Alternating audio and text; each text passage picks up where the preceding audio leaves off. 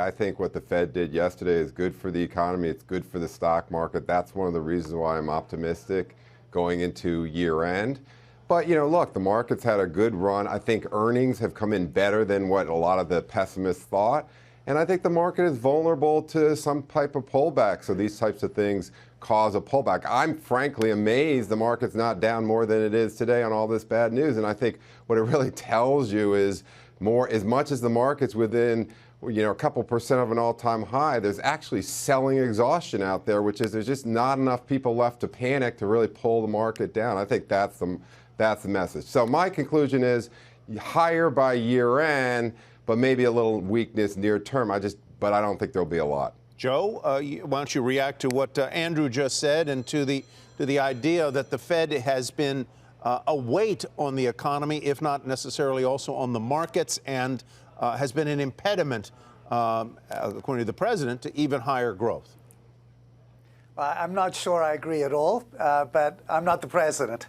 I will say that we have a split economy, and that's true worldwide. It's the services versus stuff economy. The services side is doing great, whether you're Apple or Amazon. The stuff economy, the industrials, the purchasing managers are telling you, we have a bifurcated economy. Manufacturing is doing awful. Nobody wants to buy things. They want to buy services. And Apple's shift that they've made, what's driven the stock higher, is they said people have enough phones. We need to sell them stuff on their phones. And so when you look at the economy, the market is being driven by the services economy. The stuff, energy, products, they're doing dreadfully. And so you have this very unusual environment, and there's no reason for it to stop. The market will continue to go higher, but we have had a very good recovery, still some headwinds. We've got trade deferred, Brexit deferred, the Fed acting as if it's still here.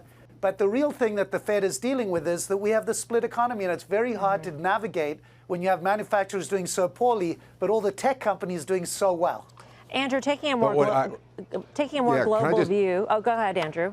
I just want to jump in because I think that's a great point. But one thing that I want to add is the stuff, the industrials, they didn't have very good quarters. They were negative, and yet the stocks didn't go down. They went up. And, the stock market's a forward predictor. So I think the fact that many of these value names, these cyclical stocks, rallied into these weak numbers is a sign that the market is anticipating a recovery in this area early into next year. You never want to buy these stocks when their earnings are peaking, and they tend to do well when their earnings are bottoming, and that's what I think happened in this quarter. So you're not worried about the Chicago PMI number then? I think it's weak, but I think that's a concurrent indicator. It's weak. It's weakest since 2015.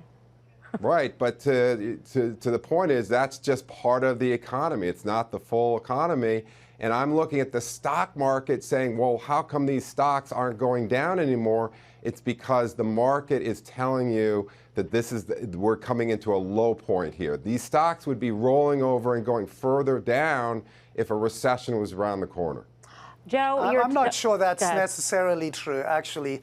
What the Fed has done is given us no alternatives. The central governments around the world have made us move from our checking accounts to our saving accounts, from our saving accounts to get yield in treasuries. And now, in order to get yield, you're having to go to stocks. We are all being pushed out the risk curve further and further and further by the fact that we have negative rates for half of the developed world and very, very low rates here in the U.S. The lower rates go, the more we have to invest in equities, because where else are you going to put your money? And so some of this is a simple supply and demand, and some of it are the fundamentals. The valuations on these stuff companies is just so beaten up that services are a lot more expensive. So where do you put your money where you have, even with not a great outlook, where do you put your money to get yield, be reasonably safe? Well, you'd rather be in things that have been beaten up.